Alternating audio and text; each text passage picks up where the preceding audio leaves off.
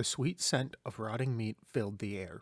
The odor lingered in Philemon's cavernous nostrils, and his mouth watered thinking about the bounty of freshly ripened meat he would find in the cavern.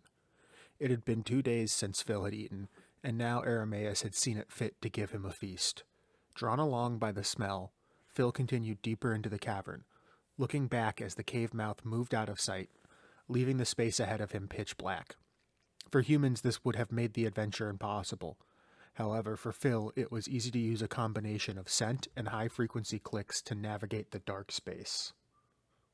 Even so, immersed in the darkness, Phil quickly lost track of time. Had he been down here for 5 minutes or 30? Just as he was mulling over the thought of returning to the entrance to the cavern, the sound of wet flesh clapping on stone echoed out from the darkness, sending a tingle down his wings. The sound was all too common in a temple of Leviathan, but completely foreign here, deep underneath the desert. While Phil stood there frozen, the sound echoed through the cave again and again, his ears pivoting frantically, trying to find his clicks amongst the cacophony of echoes. The wide arcs of his ears helped in solidifying the image of the cave in his mind. At that moment it occurred to him there was nowhere to fly down here, and his blood turned to ice. Quietly, he turned and began to make his way back to the entrance, picking up his pace as he continued to hear the wet slapping behind him.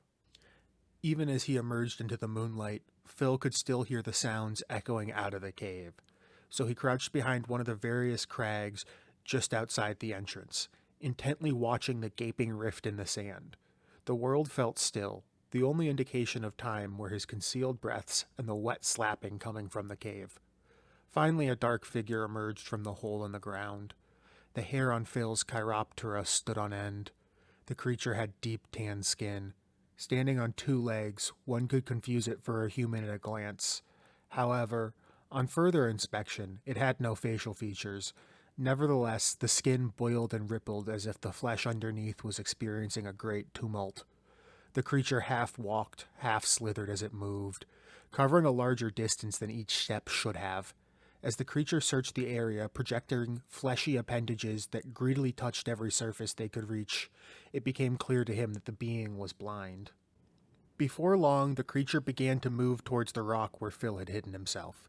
Kicking off his boots, Phil reminded himself that there was a meal in the cave, and this is what he needed to do to eat.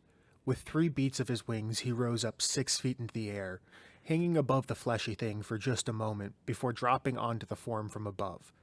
There, Phil dug his talons into what appeared to be its shoulders, for lack of a better word. Immediately he began beating his wings and pulled himself and this bag of flesh off the ground. Phil had far underestimated how much this thing would weigh. He was struggling to gain height. Beneath him the creature thrashed, and he looked down just in time as a tentacle erupted from the creature, aimed at his neck. The attempt was soon followed by another and another, until finally the 4th tentacle caught him around the head. It burned like hell. The tentacle must have been hotter than boiling water. Phil let out a yelp and released his grip from the creature so that it plummeted towards the waiting sands. As he descended towards the fallen mass, Phil tore the remains of the tentacle from his head. The mangled body had broken apart as it hit the ground. What was left was best described as a splatter. The soft material has spread out in all directions, giving the appearance of large chunks of semi-fluid fat. Standing among the carnage, it was clear that this creature had been the stench Phil had been following, and it dawned on him that this was likely his prize. He chose a fist-sized chunk and raised it to his mouth. It smelled heavenly of perfectly rotted meat. Placing it on his tongue, he almost retched from the flavor alone, a mixture of burnt fat and tin.